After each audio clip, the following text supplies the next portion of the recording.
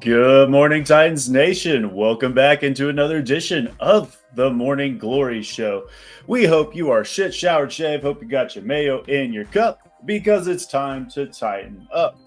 Today, I'm joined by my wonderful co-host Jonathan Miller at Esports Valen. You can follow me at Glory Days Sports on all socials. And how are we doing today, Jonathan? Good, man. OTA's wrapped up. Going into the final stretch of the offseason. Teams are coming together. Got some interesting topics to cover for the offseason, and yeah, it's going well. Yeah, we've officially entered the dark period of the offseason. OTAs have wrapped up.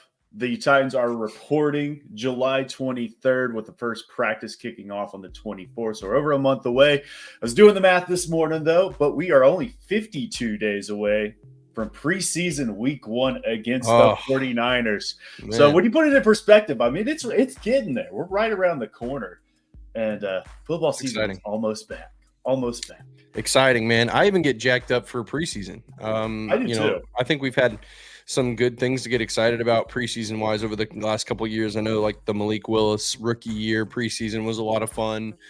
And then obviously, Will Levis stepping in. What's cool is that, I think Brian Callahan and might have just been Callie, but maybe a couple of other coaches have mentioned it, but it looks like the starters are going to get like a legitimate run in the preseason, and they're going to be like, okay, like let's do some dry runs. Callahan said early he doesn't believe in sitting starters, which is where I'm kind of at too, especially in this new of an offense and new systems on defense. So overall, I think the preseason is going to be pretty exciting for Titans fans, and I think there's quite a few jobs and battles that'll occur that'll carry over from camp. Yeah, there's a lot to get excited about this preseason just because of how new this team is. Nobody really knows what to expect. I'm sitting here like we're drafting in fantasy football, and I'm like looking at Tony Pollard and Tajay Spears like, what DeAndre Hopkins is available. Like, I don't know. Like, what is this offense going to look like? Who knows? So, and I joined that league last night, late draft. I think we're in round 8, round 7, somewhere around there. And I'm in the similar boat. My team started with a Lamar Jackson in the first round, which I'm usually the guy that drafts somebody at the very last pick as my quarterback. So that brings me up to a good topic. The Glory Days Sports Fantasy Championship right around the corner. This is the 3rd year doing this. If you guys are interested, feel free to slide in the DMs on Twitter. Send me a message. $20 to enter. It's a fun on a bun. We have a great time. We started with 1 league. We've moved to 2. We're up to a 3rd and a 4th probably this season. It's a draft lottery basically. Each and every year. I said draft lottery. Keeper lottery. Pretty much you pick 3 players. They are entered into a pool, and one of those goes back to the pool, and you get to keep 2. And last year we had a huge shakeup where Justin Jefferson went back into the pool. Ooh. And somebody picked him with the first pick, if I remember correctly. So it's a really fun league, half-point PPR. But I'm sure we'll talk more about that as we progress through and get closer into traditional draft season around late August after that last preseason game. But yeah, slide in the DMs. But we also got news that the Seahawks are coming to town for some joint practices, which I am super excited about. Just seeing these, like you said, all this new, we get to see all this put into practice against some legitimate talent. And Seahawks, they've got, I mean, their wide receiver core is definitely one of the top ones in the entire league with DK Metcalf, Tyler Lockett. They brought in, what's his face from Ohio State last season.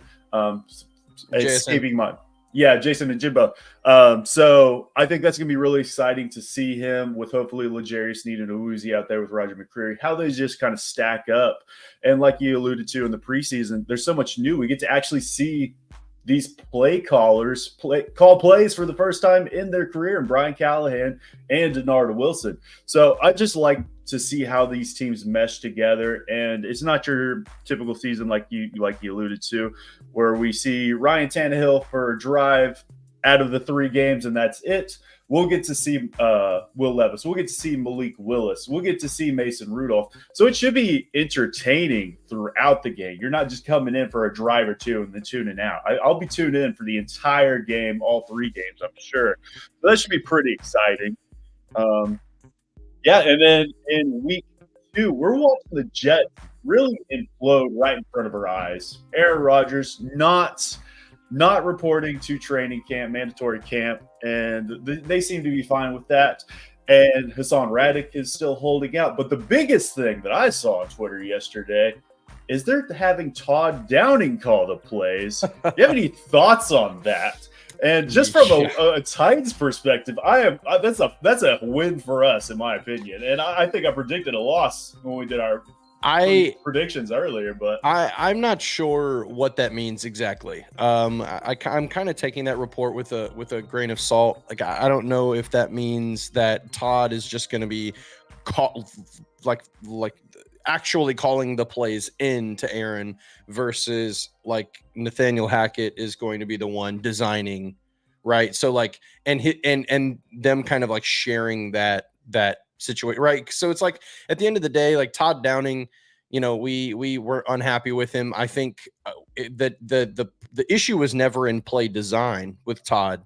It was in situational football. He could not call situational football in that offense. Now, granted, this is a very different structured offense in New York than it was here in Tennessee. So, I don't think he's a good play caller. I don't think any Titans fan does because he wasn't. However, if he's just calling in the plays and just kind of doing the duty of that, and then he's got Nathaniel Hackett like helping him kind of situationally play call, then it should be fine. So I don't know how I feel about that necessarily. I think that might be a little overblown. And as Titans fans, it's easy for us to be like, oh, this is going to be terrible. And who knows, maybe it will be. But for me, the bigger issue there is not even in Aaron Rodgers missing time, because it seems like he's got like an event. They said he's got an event he wanted to be at. It's an excuse. RFK rally. Yeah. Oh, yeah. Well, hopefully it's not political, but he's got something going on that's important to him. I can't imagine he's going to miss significant time. Like we're all kind of in like the OTAs part of the off season. So as long as he's not missing training camp where it really matters, where you're getting live action, you're really putting the offense together, I don't think that matters too much for them. But the bigger concern for me is the Hassan Reddick thing. It first got reported by like one of those like, spam Twitter pages, and you're like, whatever, like this is not real news. And then sure enough, it kept popping up. And then there's like some legitimate media sources that shared it, like, oh, like this keeps coming up. So I don't know what that's about. Like it's one thing I will say is that there's like some serious miscommunication, or maybe no communication to the head coach, because Robert Saleh keeps getting put under the fire because he doesn't have answers for these things. He's like, yeah, Aaron's not here because he had something else that was more important, or that was important to him. Okay. Hassan's not here. Do you know anything? Don't know anything. Okay. That's a really bad look whenever the communication, like it's different. Like people miss time all the time. Like we didn't see Jeffrey Simmons on the field, all of OTAs. Right. But none of us went, oh no, Jeffrey's holding out because he blah, blah, blah. Like it was none of that. It was very clear because they communicated. So the fact that communication is not very good up there is not a good thing.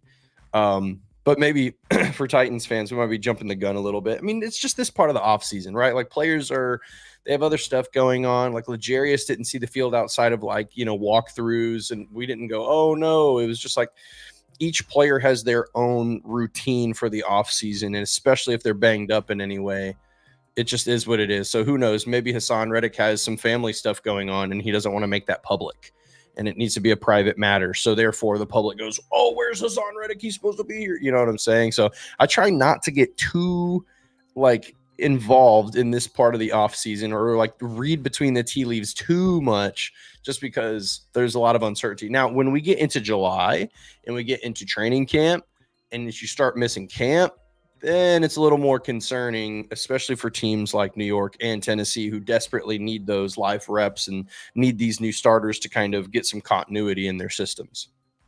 No, I completely agree. This is like doing a mock draft in January when the draft is in April. it means jack shit, and Right. the names are going to change. It's just how it plays out, and we're all going to overreact. And I mean, today's show is basically we're covering overreactions, Yeah. and we're how players respond to that going into training camp. I think the only real other, I guess, a couple notes. Marcus May was signed by Miami Dolphins. Obviously, the Titans are in a safety hunt. They're going to bring somebody in. They've stated that probably going to happen within the next 4 weeks or so. I would anticipate it happening right before training camp, if I had to guess. Yep. So obviously, Simmons is still out there. They can still go grab him. There's a slew of free agents out there that are veterans, I think, that they're going to look at bringing in. So we'll see how that all plays out. Just one name off the block. No need to freak out by any means, just how everything goes with this. And I'm not, and I put it on Twitter earlier this week, I'm fine with Molden starting next to Hooker. Perfectly fine with that. I think he's capable. I think he's going to have a good season under Denard Wilson. I'm not fine with the players that we have behind him and Mike Brown. Nobody. We have nobody behind him, basically. And we know Hooker and Molden do struggle with injuries as well. Maybe this new training staff can come in and hopefully get those soft tissue taken care of. But are you concerned with the safety position entirely at this point in the season? If you would have asked me a month ago if I was okay with rolling out Elijah Molden and Amani Hooker, I probably would have been. But at this point, after it's kind of the dust is kind of settled, there's not really any other major signings that the Titans are going to make. They just signed, I think Jaron Christian is how you pronounce his first name. Yep. Tackle who played for the Browns, played for Bill Callahan. Bill Callahan's just assembling the Avengers of players he's coached before to try to make this offensive line make sense. But yeah, outside of those like onesie twosie guys that will kind of like fill tiny holes in your roster, you're not making any big splash signings at this point. The Titans are left with $24 million in available cap. That's after the rookies have signed. So there's plenty of room with the 11th most cap in the league. There's plenty of room to make a move on a guy if you feel like, it makes sense. And for me, about a month ago or so, when there were some more question marks on the roster, the draft had just maybe concluded, and there was like, okay, does this make sense? Like, there's a lot of things where it's like, okay, Marcus May probably makes the most sense in terms of value, in terms of fit, because I thought they could have got him for, maybe $4, $5, $6 million a year, over like the Justin Simmons contract, which seemingly like he just wanted so much money. So now that the dust is kind of settled, I think I'm actually, and that first stone has fallen here. I think it actually makes sense for them to go after Justin Simmons. Whereas at the time, Titans fans were pounding the table for him. I wasn't. I was like, it would be cool, but I don't think it necessarily like, it's not the final piece, the final domino to fall. And the money you're going to have to spend is probably, north of $9 million a year. And so I didn't love that. But at this point in the offseason thing, the dust has settled. You're not really going to bring in much else. You have plenty of cap space. You could very easily make Justin Simmons a competitive offer that would make sense for him financially, and it would fill what looks to be the remaining hole on the team in terms of roster construction. So I really like Justin Simmons, and here's the thing, you don't even have to overpay for him because there are very serviceable guys that are out there that you could even rotate with Elijah, right? So like, I think Elijah is best in that nickel spot. So I like him rotating in for like McCreary on certain downs. And I think that he's a valuable player, and he's awesome depth. And he's a playmaker. He's had very limited time, and he just gets turnovers. This guy he's a hawk for the ball. He's a good player. I just don't think that with the available money that the Titans have, with the available talent left on the market, that it makes sense. Like, they can go make a move, and I think Rand probably will. So Justin Simmons makes some sense to me. Another player that I really like is Eddie Jackson. Eddie Jackson, very, very, very underrated in that secondary for the Bears that performed really well for many years. So I think he makes some sense. And the other guy that I really like is Jamal Adams. I think Jamal Adams would fit the physicality personality of the defense. Now, I don't necessarily think that, I mean, Jamal Adams is not the same player he was many years ago. However, I think he kind of offers you maybe the opposite of what Amani Hooker does. And my fear with Elijah starting is I think that those players are two very similar builds, two very similar guys. So you don't really have the same, I don't know, you don't have the same value that you would get out of someone who kind of has a different skill set. So Jamal, Justin Simmons, and then the last guy I'll mention, Quandre Diggs. Really big fan of Quandre. Yeah. I think those three players are very good players still, but they all landed on the market at the worst possible time. Like top talent at safety all landed at the market at the same time, and it absolutely torched the market. So it's kind of an unfortunate thing for the safeties, to be completely honest, because in any other year where, you know, there's not as much depth at the position available, I think that we probably are not talking like this, where there's like really, really good players. Like these guys are going to land on a roster. And I think the Titans might be favorable because not only Denard Wilson, but it's a starting spot essentially. Like if Justin signs, if Jamal signs, if Quandre signs, Eddie signs, if any of these guys come to Tennessee, then they're going to start at that position. I think they can very easily, you know, tell them like, hey, yeah, you're going to be the guy. And I think for Tennessee, any one of those four guys would be a big win.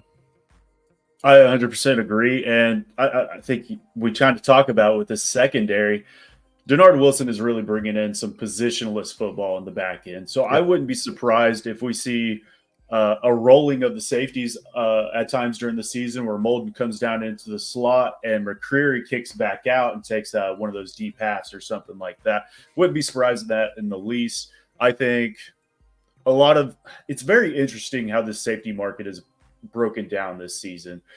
Safeties have gotten paid in the past, and it's almost they're turning into the linebacker or the running back of the defense, which running backs got paid this year, which they haven't got paid in years either. So, and safety, in my opinion, might be one of the hardest positions to play on the defense. When you think about it, you're in such open space. You have to be able to make the open tackle because you are that last line of defense. You also have to be able to line up on a tight end as well as a wide receiver. So there's just so much that can go wrong there. And a lot of you have the widest range of play, right? Like as a safety, you literally have 30, 40 yards at times that you have to cover, and you have to read the defense and know where you need to cover. So yeah, to your point, like the safety position, you either have to shoot and get into the box and stop and defend a run, or you have to seal an edge like 20, 10, 15 yards off, you know, out in the deep, or you have to read the offense and be like, oh shoot, this is play action. I gotta get back there.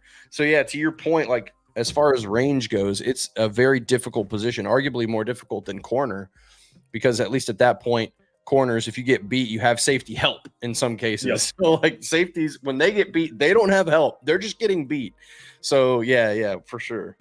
And in this scheme, we know we're going to play a lot of man coverage, a lot of press. You got to be good at that as a corner for our system. But the safety, they're going to have to be able to do a lot more than just that. So, like L'Jarius Sneed hasn't practiced at this point. I'm not worried about him in the slightest. He's going to come in from day one, and they're going to ask him to do exactly what he's done his entire career. It's not going to change much. So, and then MB in the chat saying Jamal Adams can't cover. He's a glorified linebacker. Well, I have great news for you, MB. We need linebacker help as well. So, that's part of the reason why I like him, actually, because again, like he can come into the box and he's a hitter. Denard will. I mean, the backside is going to slide. There's going to be a lot of movement back there, especially in the secondary. Like that's Denard Wilson's bread and butter. So, if you ask me, I think that's why Jamal might make sense. But to your point, yeah, I mean, I think that if I'm choosing a player, I'm probably picking Justin Simmons if I can get 100%. Him for if the money is right. And the reason why is because, again, like Amani Hooker is kind of a hybrid, can get in your face, also plays coverage fairly well.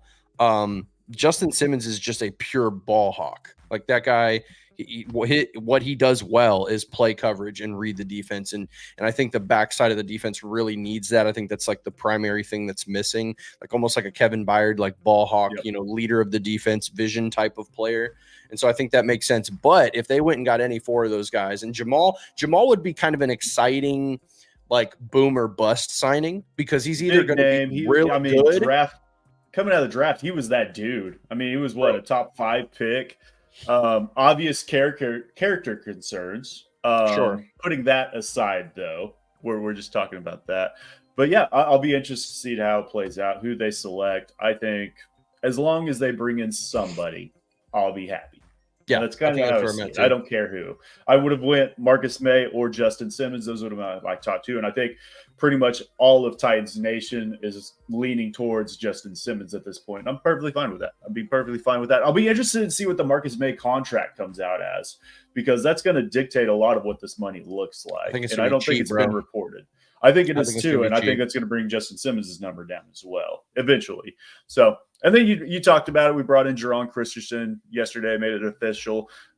Big coach hiring his buddies just like Mike Vrabel. The only difference is that his players aren't calling plays like Mike Vrabel's buddies. So, and I thought it was funny. I was watching Stacking the Inbox. They did their little run game coordination, putting together clips of all that. I like the graphic they made. The graphic looked awesome. They were talking about it, and Stoney, who I'm sure will be joining the comic session here before too long, was talking about it. He's like, yeah, I mean, they were doing a lot of outside zone, and then the injuries started happening down the stretch, and then they switched more into the interior running gaps. And I was looking at it, I was like, yeah, I mean, we already got Leroy Watson. He started week 18 for him.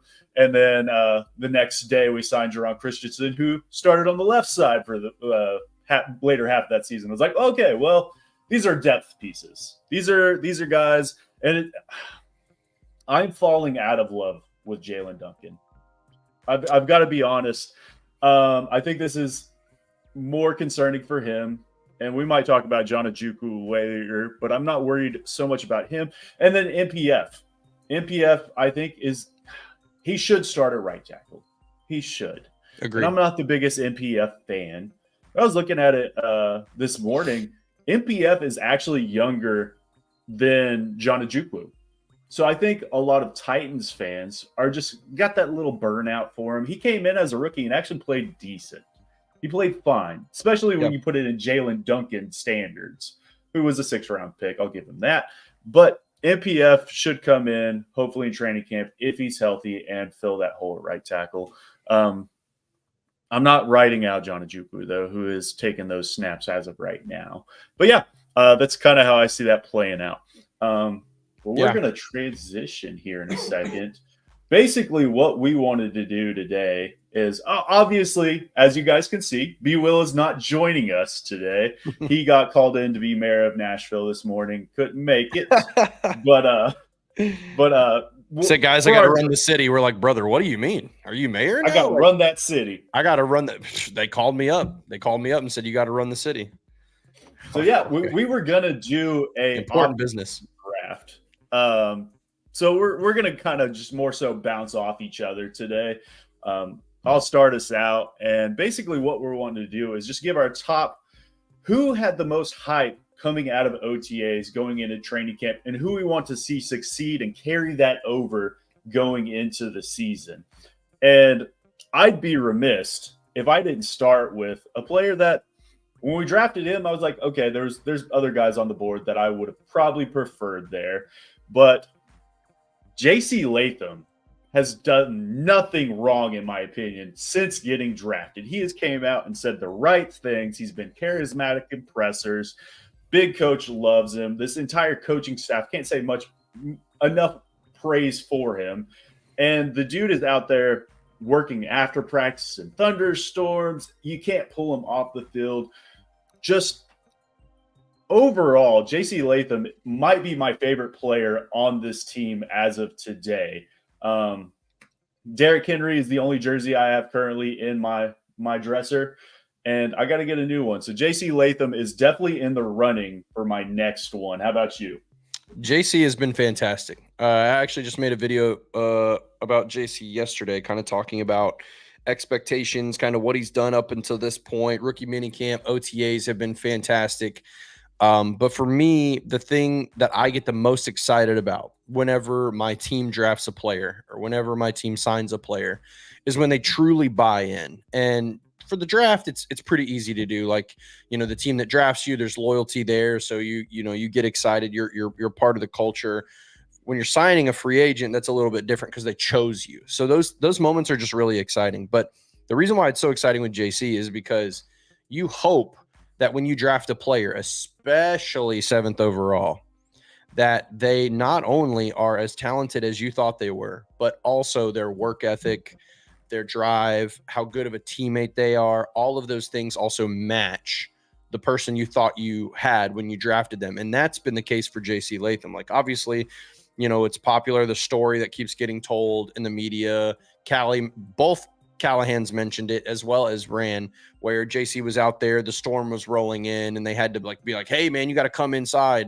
And he was out there punching bags and getting bag work in after the practice. And he was doing that basically every practice. When it comes to a guy who you draft in the top 10, a player who most people consensus thought should not have been a top 10 pick. And consensus also was like, this guy's he's a right tackle. He's not a left tackle. He's a right tackle. And you have all these things being said about a guy, and then he gets drafted as a left tackle, and then he works his absolute tail off every single chance he gets. He's, cheering guys on in drills, and like when he's not going, like he's getting excited for his teammates. He's becoming a leader, and he's not. And you know how it is. It's like, as a rookie, most of the time those guys can't come in and just be a leader. Like, a lot of the times there's established dominance in that room or whatever. Like, JC saw the writing on the wall. It's like, okay, well, this team hasn't had a left tackle in several years. The offensive line did not perform well. They are very not good. So there is a void, not just at left tackle, but there's a void as a leader on the offensive line. So JC has stepped up, and we can see that in all the ways that he's super involved in the pressers. He's cracking jokes and making fun of his coach and like all these different things. And he's just so involved. And you can see the hard work that he's putting in from the outside. I can only imagine how the coaches actually feel watching him every single day. I mean, something even as small, Jake, as there was a video that the Titans released, I think like 2 weeks ago, where Mike Keith came in and talked to the rookies and basically gave them a history lesson on the franchise. In that video, these are the small details that I pay attention to. In that video, they cut to JC several times. As Mike's talking. And the reason I think why they cut to him is because JC has his tablet and he's taking notes. He's literally writing on his tablet and like writing notes as Mike's talking. This guy is like locked in, bro. He's locked in. Even the small things of like, oh, my team's history. Let me learn. Like, let me really be attentive here. And all of those things matter so much, especially when you take a guy top 10 and he is changing positions. So as a fan and as a coach and anybody involved in this team that's rooting for this team, everyone should be over the moon about how minicamp and how OTAs have gone for JC Latham. He's looked great in drills. He's taking Olga and Bertha and just flipping them on their backside. I just think that now it all comes down to what he looks like in live action. So training camp will tell us a lot. Preseason will tell us a lot. And I think right now the number one player that you should be the most optimistic about making an impact on the team should be JC Latham. Yeah. And I mean, big coach, he came out and said he's not like other rookies that he's rookie first rounders he's had in the past. He's a step above that. He's coming out, he's playing like a pro. And I think it's going to change the culture of this offensive line, which we've really been lacking for 2-3 seasons now with Ben Jones and Taylor Lewan and that crew leaving. And man, JC Latham, I view him as, he's a buffalo. Fun fact, buffaloes are the only creature that go head first into the storm so they can get to the other side faster. So they're shooting for that eye to get on the other side. He's legitimately out there in the storm practicing. So I think it's going to change that culture. And obviously they're already out there 20 minutes before, 20 minutes after. He's going to add another 20 to that. And other guys are going to see that. And Peter Skoronski and Lloyd Cushenberry and whoever's on this right side are going to be out there practicing with him. And they're going to mind meld together. And I'm really excited just to see what this left side looks like with those big three. And Peter Skoronski might be the boringest player out of this entire team and the former first round pick. But that's not bad when it comes to linemen.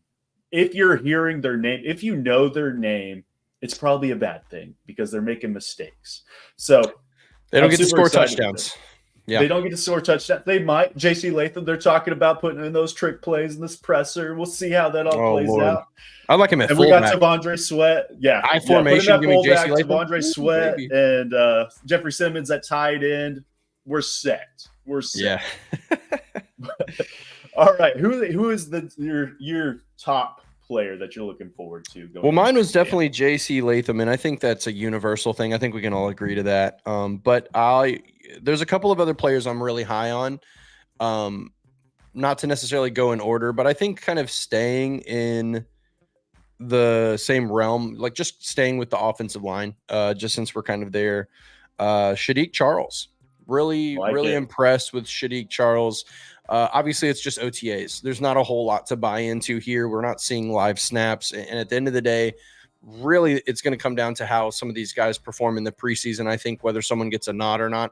But the right guard position is incredibly interesting to me because I think all Titans fans going into the offseason, we all said, okay, well, at least we have our left guard and at least we have our right guard, right? Like almost all of us have penciled Brunskill in. Like it was like, well, he didn't like play horribly. So like, yeah, he's still on the roster. Like, cool. Yeah, that makes sense. But the funny thing is that we've seen Bill Callahan go, nope. We're going to take a look at this entire offensive line and make adjustments and bring guys in. And he's literally brought a ton of guys in. And he mentioned it in the last presser at OTAs a couple days ago that he's right now, it was kind of a little thing. Like this could be something, or maybe it's not. Maybe I'm reading too much into the tea leaves here, but he made it seem like the plan for who should be starting is very clear. But he said, I have to kind of piece together like what the depth of the offensive line is going to be, like who's going to be center 2, who's going to be left guard 2, like that type of thing. He mentioned that. And I thought that was interesting because it seems like he knows how these chips are going to fall. And so I'm the most interested of any position group to see how the offensive linemen come together. Like, is Shadiq the guy at right guard? He looked really good in OTAs. Does that necessarily mean anything? Like, we haven't seen Dylan Radins take any snaps at right guard. We haven't seen Shadiq play. I mean, obviously we know what he did in Washington, but we haven't seen any snaps with this offensive line in that position. So the right side is incredibly interesting. And I think the preseason, it sounds funny, but I feel like I'm going to find myself watching the offensive line more when the offense plays than anything, because there's so many pieces. I mean, there's a lot of great guys. Like Leroy is here. They just brought in, I think Jaron is how you pronounce his name. You have Jalen Duncan, you have Dylan Radins, you got John Ojukwu, who's looked really good at right tackle while the absence of NPF. And then of course Shadiq. So like, there's a lot of talent in that offensive line room right now that is going to be battling for a couple of starting spots. And I think it's going to make the offensive line better. And so far, you know, if Shadiq is the guy at right guard, I like it for 2 reasons. I like it, one, because it gives us some solid starter level play from a guy who's done it, and also from a guy who's already coached him. So when Bill is bringing his guys in, that kind of gets me excited, because it's like, okay, there's continuity in the room at this point. It's like these guys have heard Bill, they've been coached by him, they know what his expectations are. There's a level of, okay, like they've already started doing this, versus the guys who have been in the room who have not had good development, like the Jalen Duncans and the Dylan Radins and the NPFs. These guys are kind of playing catch up, and they're learning from him and how to do it for the first time. So to me, watching this entire group kind of come together and battle it out in the preseason and in camp is what's going to be the most exciting. And to be completely honest, at this point, who knows who the right side of this offensive line is going to be. But the second reason for Shadiq, to wrap it up, is his relationship with Lloyd Cushenberry, the center.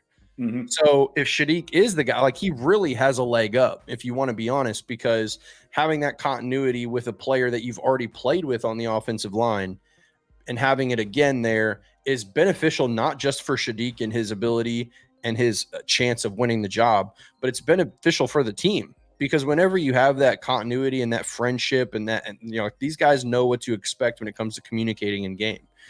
Shadiq is going to know, like, okay, like Lloyd's going to kind of point stuff out, and I kind of know what to expect from him from a communication standpoint.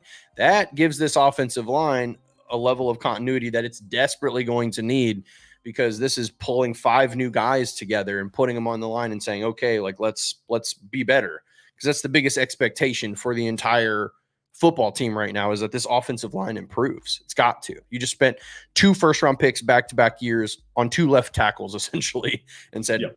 1, 2, here we go. Like let's move. So yeah, I think Shadiq, if he worked out, if you would say all these players are the same, pick one in that spot, I would probably lean, even though I love Dylan Radins, I would probably lean Shadiq at this point because of the continuity with the center. I just think that gives us a leg up early on, which the Titans desperately need in a very competitive first 4 weeks.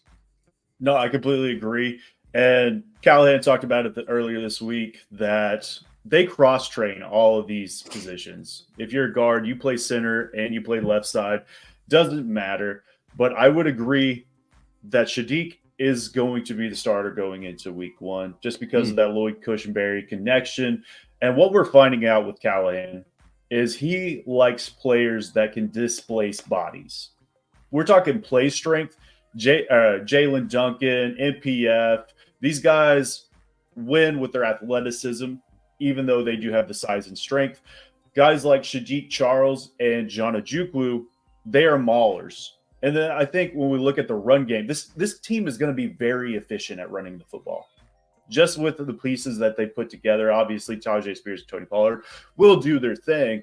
But Shadiq Charles, he can really – I think he's the largest humans out of this offensive line group. His base is massive. Latham. He's massive. Very large. Yeah. And maybe in pass pro, he needs some work. And I think he can work on that.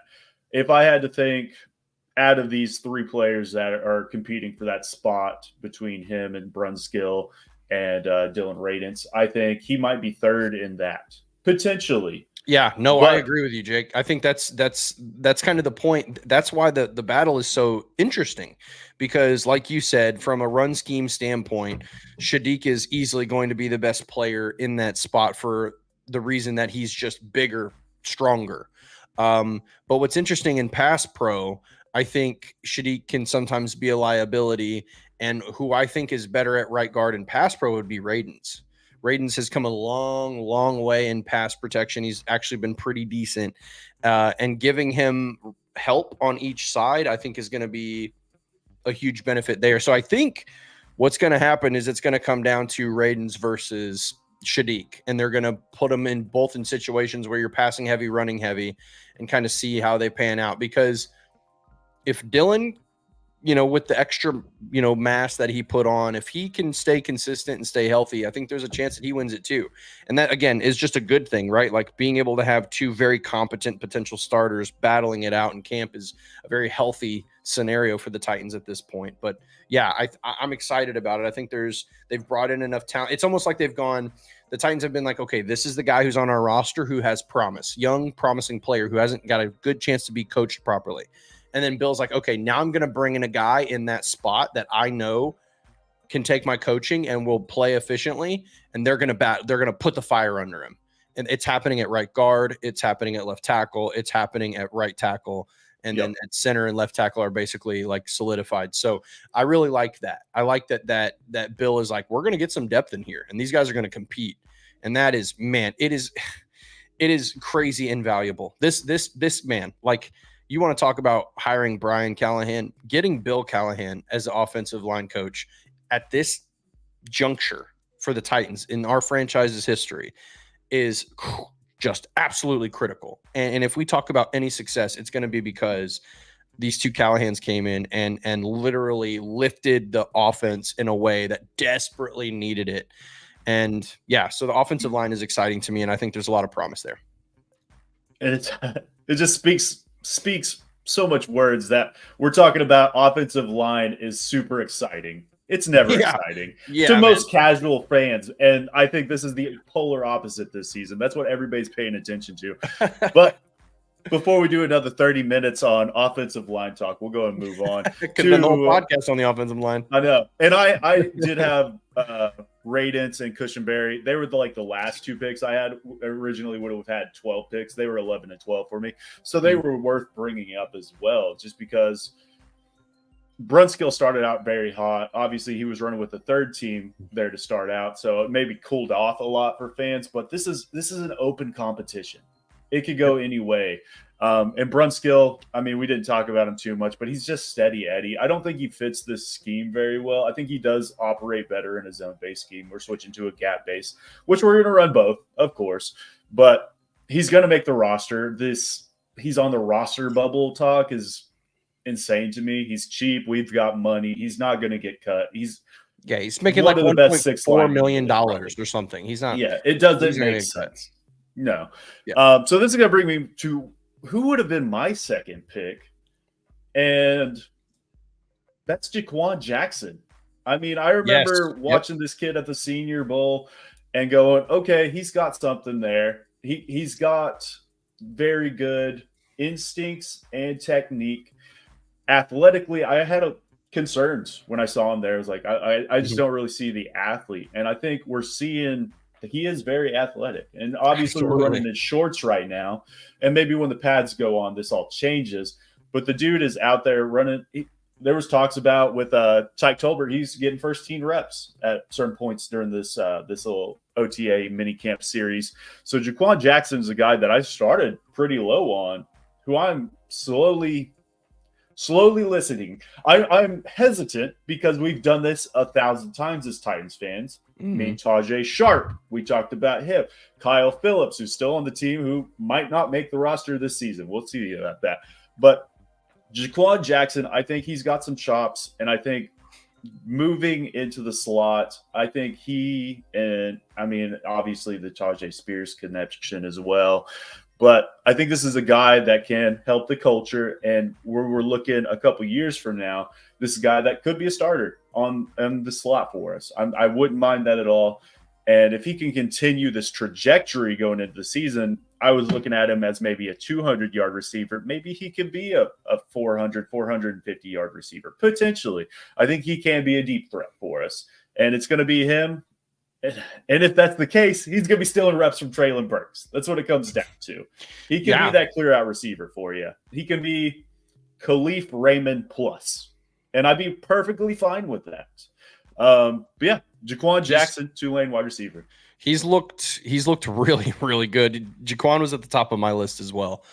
Because, obviously, I would say that the one thing that gets me the most excited about him, that caught my attention the most, is whenever this guy's running like a 10-yard out or a deep out, and he's stretching, using the entire length of his body and fingertip catching balls that are put in difficult positions. That's an NFL ball. That's an NFL ball thrown against an NFL corner that's not going to give you an easy route, right? And so to me, when you're evaluating college talent, especially at wide receiver, you can have really good athleticism and you can be great in space and all these different things. But the biggest thing to me is, can you beat one-on-one coverage? When there's a guy lined up against you from a route running perspective where the ball is going to be placed, can you get to the ball and can you make the difficult catch? And in camp, even though he's running against no one, you can tell that he was making those types of catches. Nobody necessarily reported on anything other than that. So I can only believe the snippets that we got to see from media by Jaquan were all I didn't see him drop a single ball. I watched him catch a lot of difficult balls. He looked really good in and out of his breaks. And Calvin Ridley kind of gave us a barometer for what that's supposed to look like. Julio, when he was here, gave us that barometer. Him and AJ, of course, were crisp. Everybody else, not so much. But I think now, you see Calvin Ridley, who is arguably just as, if not better, in terms of just crisp and sharp routes than Julio was for us. Getting to watch Jaquan run a route that's similar shortly after and going, oh, okay, this kid's sharp. Because we thought the same thing about Kyle Phillips, but even Kyle looked a little sluggish compared to Jaquan at certain times. So there's a lot to be excited about with Jaquan Jackson. I'm in the same boat. I mean, the three of us were perplexed why, Malik Washington was a guy that got overlooked for him, just based off his production and looking at some of his tape. But this kid, not only has stood out and has had a phenomenal camp, but also he is got a fantastic attitude. Like, watching him in pressers, like all those things matter. Like these things matter because that transfers to the room when you're trying to get better. It also transfers to the locker room when you are building, culture. And this guy is fantastic. Like he's super humble. He's got a great attitude every time, someone puts a camera in his face. And so you pair that with the talent that he's showing and flashing on the practice field, and you go, okay, this kid's got something. Like we were confident he was going to make the team because of the new kickoff rules, and he's above average returner. And so at this point, he's showing those flashes that he can make it onto the field. So not only is he going to find himself getting a job based on his return skills, but he's probably going to find himself some opportunities in that playbook because he's showing that he can be that guy. So he'll be another one in preseason that I'm excited to see how he matches up against NFL defenses.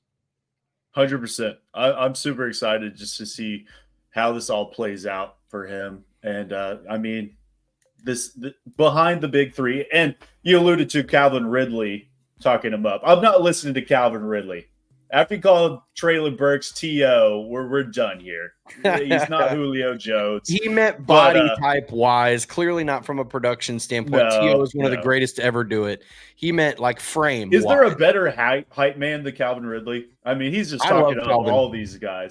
Again, like when it comes to your team, when you sign a player who is high profile and they come in and they just buy into the culture, man, and they're like, man, like I'm rocking two-tone blue. I'm doing this whole thing. Like, that gets you excited. That should be like, okay, and we know that we know that feeling all too well because we've signed so many players that were just like, this is just like a bus stop. Like, oh, okay, whatever. Like the Randy Mosses of the world that were like, why'd you guys pick me up off waivers? Yeah, type deal, So it's like, and that's never fun. That's not fun for anyone.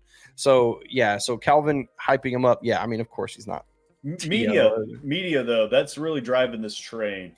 I mean, everywhere I look, they are talking about Jaquan Jackson. I've heard Easton Freeze and JT Runke talk about him on the Hot Read podcast. Well, I've heard TD talk about him many times now. And then Ramon Campbell and Will, I've heard them talk about their show, Buck Rising. I mean, everybody that's in this Titans market, I've heard them give nothing but praise for Jaquan Jackson. So I have to go by the numbers of that it's probably true. It's probably true. So that gives Calvin Ridley a 50-50 split at this point. So maybe he can redeem himself. Maybe Jaquan Jackson is him.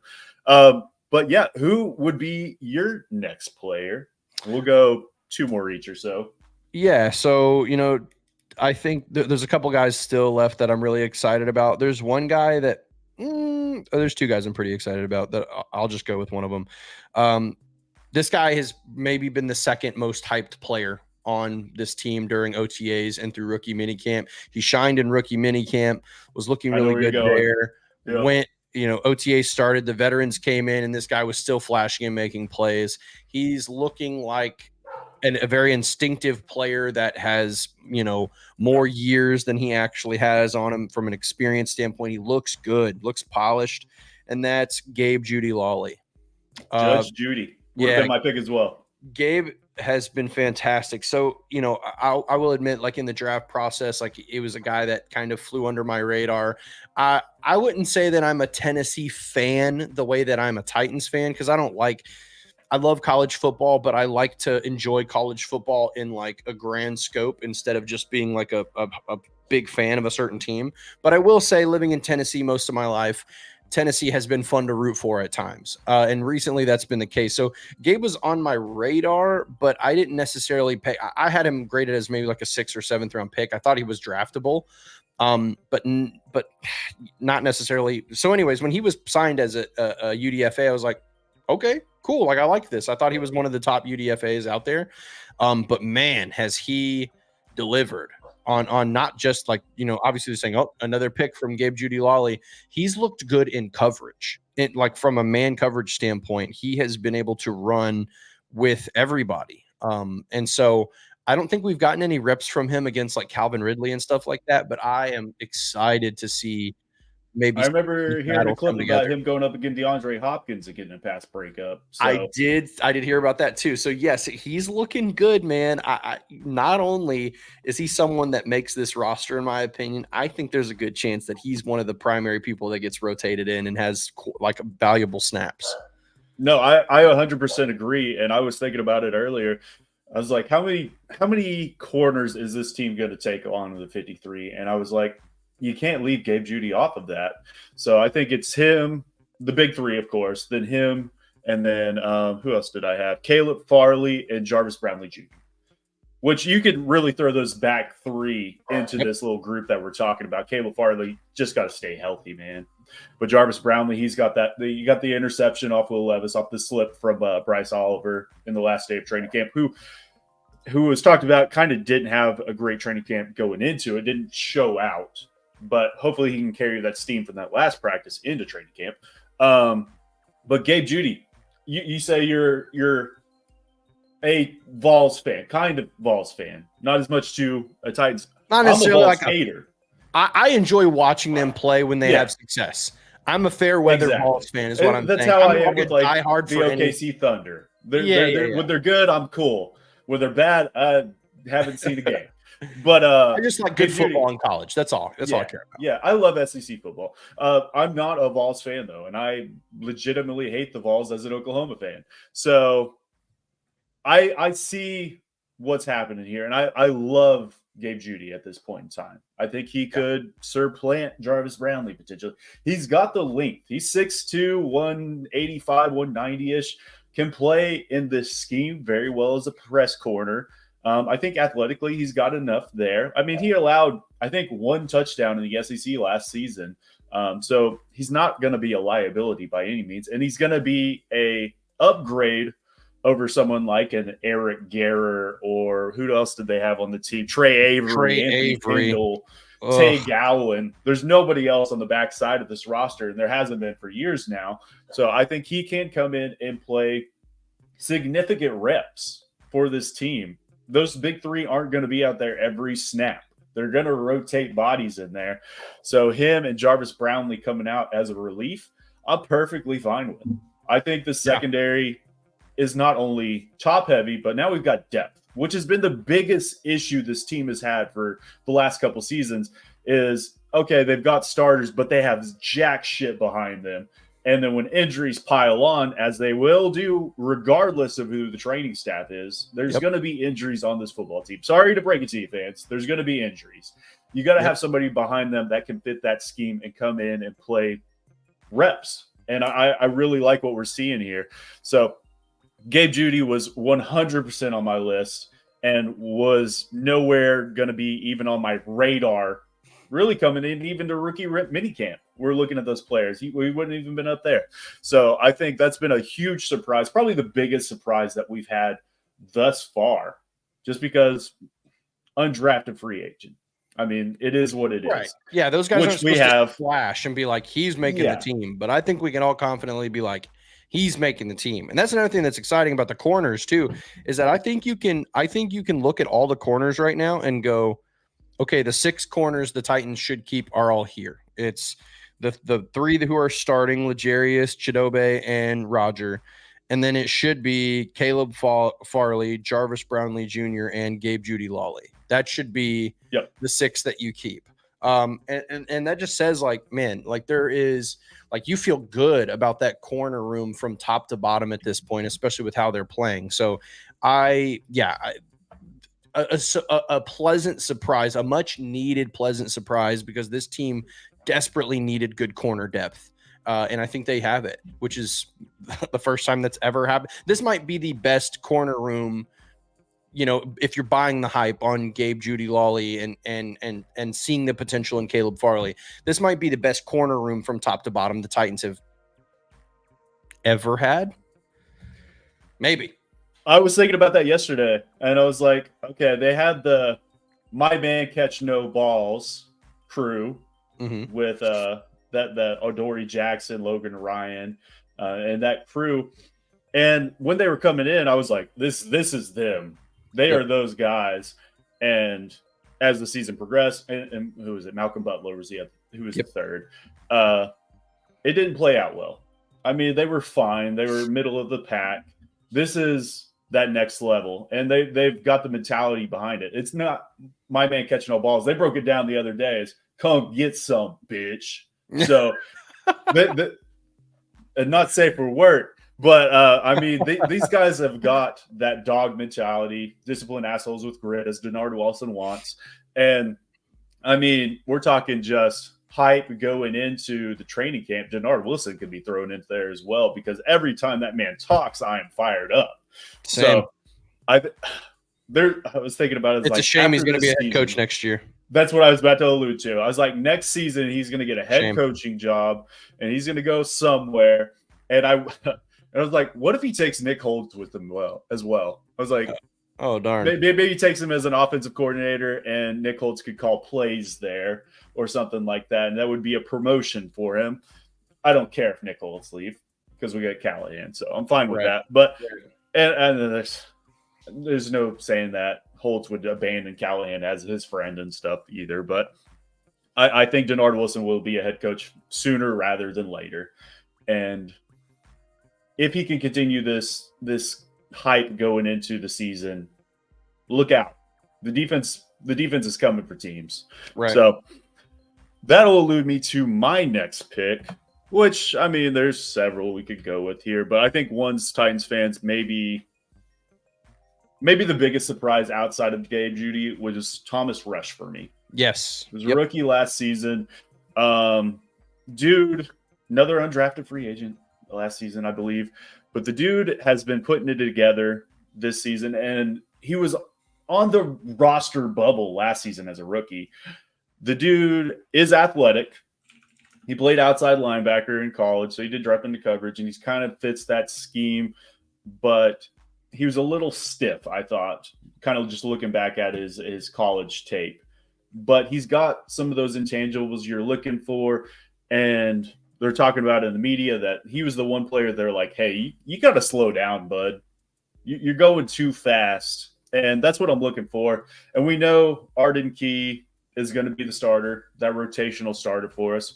But, I mean, there's room behind him, and he's not going to see all the reps. I mean, Thomas Rush could fill in and be that second positional pass rusher for you. And then, obviously, you've got a couple slew of other guys behind that. But that Caleb Murphy, that's another guy that I think a lot of Titans fans were super high on last season. I think Thomas Rush is better than Caleb Murphy. Is small school with Caleb Murphy. Obviously, he had all the sacks there. Of course, he broke a record. But all of the sacks. He had all of them. And I think Titans fans see those stats and they're like, okay, that's my guy. I think Thomas Rush is just a more complete package, and I think he's putting it together.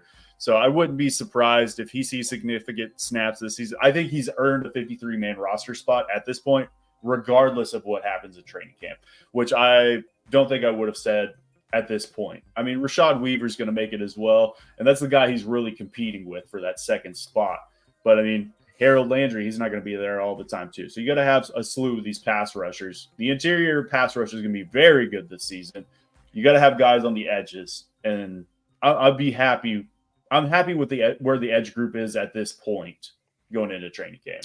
Yeah, I think it's going to be interesting because it feels like one of these guys is not going to have a roster spot, right? Because so you have Arden and Harold who are locked in at 1 and 2, but the sides behind them, and like you said, it's going to be a rotation. Like if there's any position that's going to rotate more than any other, it's going to be the edge spots in a 3-4 defense. So I think that there's a good chance that they only keep 4 outside linebackers, and it feels like it should be Caleb Murphy and Rashad Weaver in those 3 and 4 spots. But Thomas Rush has been very, very impressive. Like his motor, and as a pass rusher, like that's maybe one of the most important aspects to their game. Like you have to have a high motor, and every single rep, I mean, this guy, he jumps off the screen when you're watching him practice. And to me, that's important, but it's not everything, right? So another interesting battle on the defensive side for pass rushers is like kind of how these guys maybe play in preseason. Like, can they get to the quarterback? Caleb Murphy had a good preseason last year. He went to practice squad. eventually. I mean, and he then, had a sack in every preseason game, if I remember correctly. Yeah, he was impactful. So I would suspect that we'll see something similar to him. I think the coaching staff is high on him. As much as I love Rashad, there's a good chance that it's probably Weaver versus Thomas Rush in terms of maybe who gets that fourth spot. I think because the roster is so competitive on the rest of the position groups, like corner, wide receiver, offensive line, like these are maybe areas that they might keep an extra guy like normal. Like receiver, definitely. I think there's a really strong chance that there's 7 receivers that gets kept. And so when you're looking at the 53, there's really only room for like 4 outside linebackers, like traditionally. So it'll be interesting to see kind of how this pans out. But I love Tom. If Thomas Rush comes out in the preseason and has some big games, I think he's going to find his way under the 53. I really do. And there's a chance that they keep 5 linebackers. It's just like, where do you cut at that point? You know, it starts to get thin. I think they will keep 5 is what my early prediction is going to be. And I think it's going to be Harold Landry, Arden Key, Rashad Weaver, and Thomas Rush are the locks. And I think it's going to be Caleb Murphy, Jalen Harrell, and Khalid Duke will be competing for that 5th spot. Okay. I really like Khalid Duke out of Kansas State. I mean, he's a good dude. And Jalen Harrell, obviously, they spent a 7th round pick on him, so they do like the kid. Haven't heard anything bad about him. He got a little praise earlier this week, so he could continue that progression. Once pads go on, we'll have a better understanding, specifically with this group, all this front 7 on both sides, whatever. We're going to have a better understanding.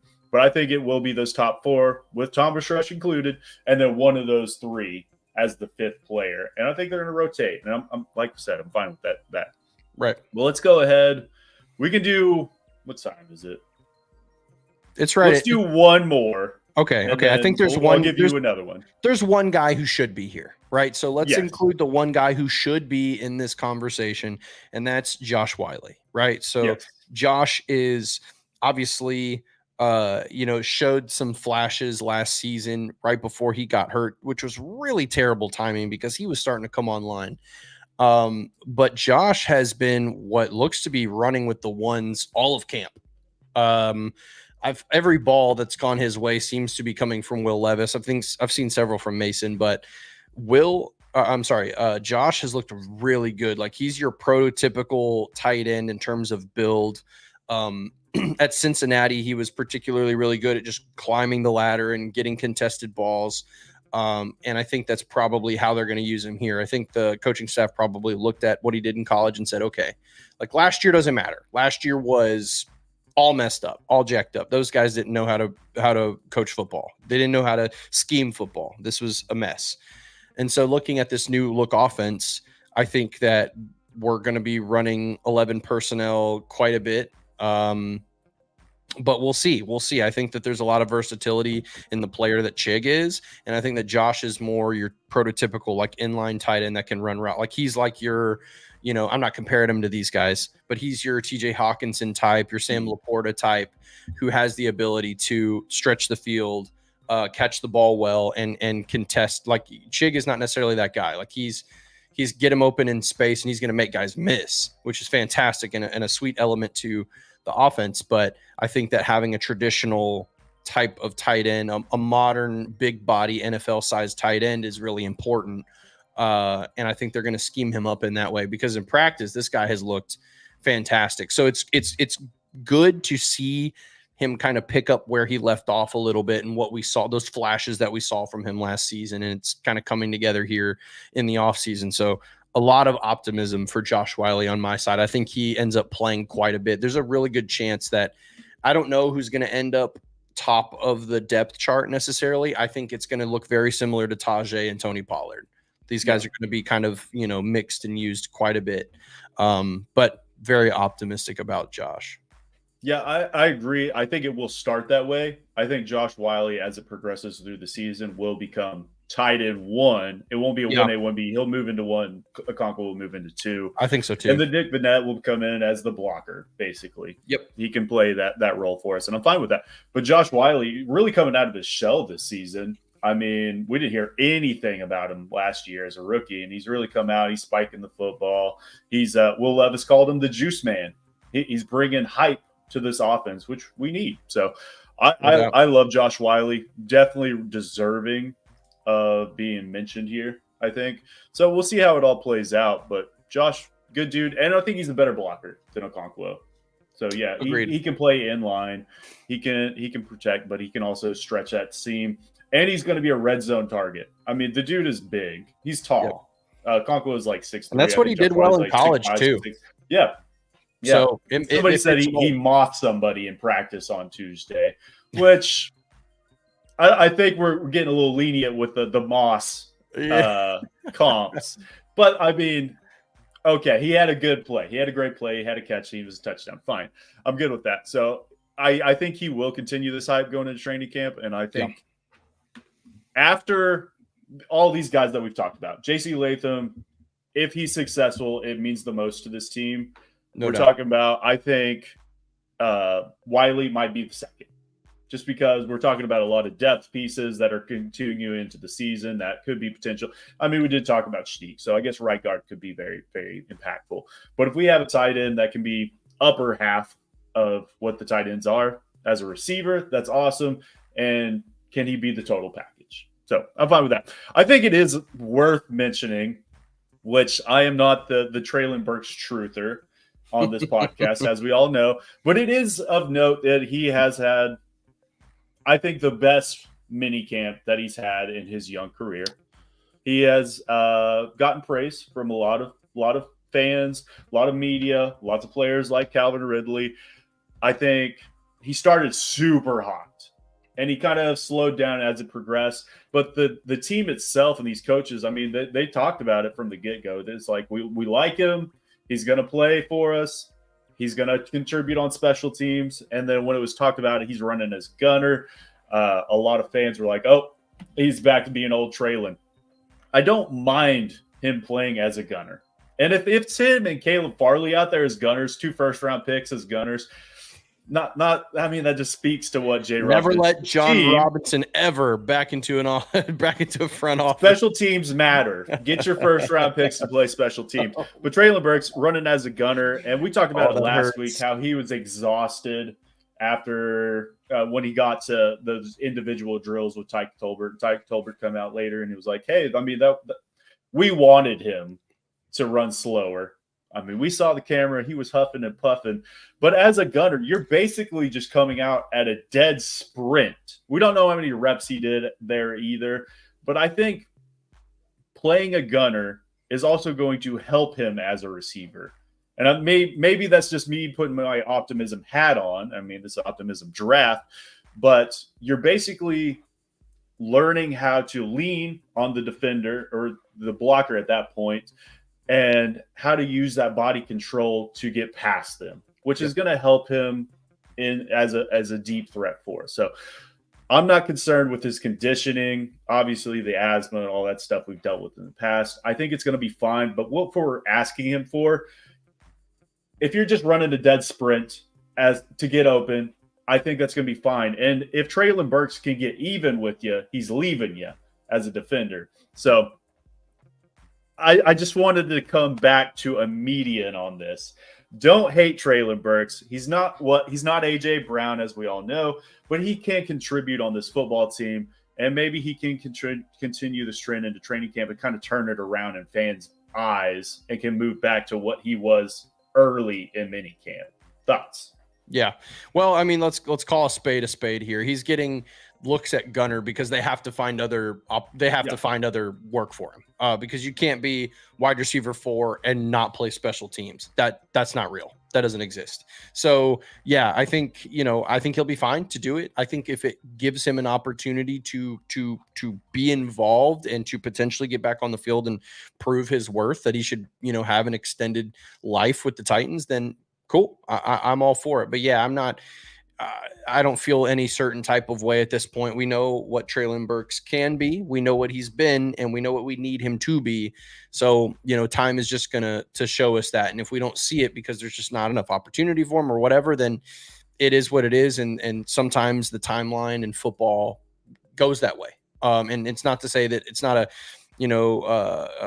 not to condemn him as a player. It's not like he's just going to be nothing. But I think that, who knows? Maybe his time is wrapped up with Tennessee, depending on how it shows. But yeah, I like the fact that they're like, look, we're going to find a role for you, brother, if you're going to be on this roster and show us what you can do. And I think that's fair. I think that leaves someone maybe like Kyle Phillips out potentially. I don't think Kyle Phillips is making this roster, which is interesting because I was really high on Kyle Phillips when he came out of college. And another guy, just extend him, 6-year practice squad contract. I know that those don't exist, but if anybody's earned it, it's this guy, Mason Kinsey, bro. He caught like I think it was maybe like a 5-yard out or something.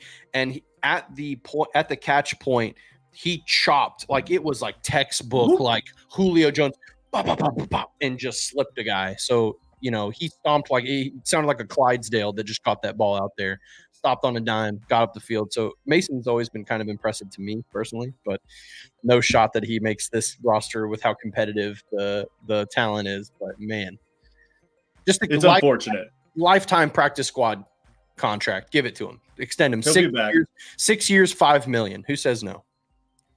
Man, that'll be interesting. I mean, I don't think they keep Mason Kinsey and Kyle Phillips on the practice squad just because they're so similar. I think they could go a slightly different direction. I mean, I think they're the most talented out of that group that's probably going to get cut. So we'll see. Yeah. But yeah, I don't think either of them are probably going to make it. And we'll see, though. They could keep more receivers this year than they've done in the past. So yeah, but you can't keep more than 7. Like 7 is even a lot. Seven is a lot. The team typically keeps 6. I wouldn't be surprised if they did keep 7, though. But we'll see. And if that was the case, I might talk about the edge group earlier. I think that kind of shoots that in the water. So I think that kind of wraps it up for us today. Yep. We appreciate everybody in the chat. We got a couple hundred of y'all for checking us out this entirety of this show, basically. We appreciate y'all. If it's your first time checking us out, make sure you go over to YouTube, type in Glory Days Sports, hit subscribe over there. If you're on Twitter/X, make sure you hit retweet for us. I really appreciate it. We'll be back next week, same time, same place, so we can dive into more talk as this dark period concludes. Even though the Titans aren't practicing, doesn't mean we'll be out here. So we'll see y'all next week. We appreciate y'all. Love you, mean it. Peace.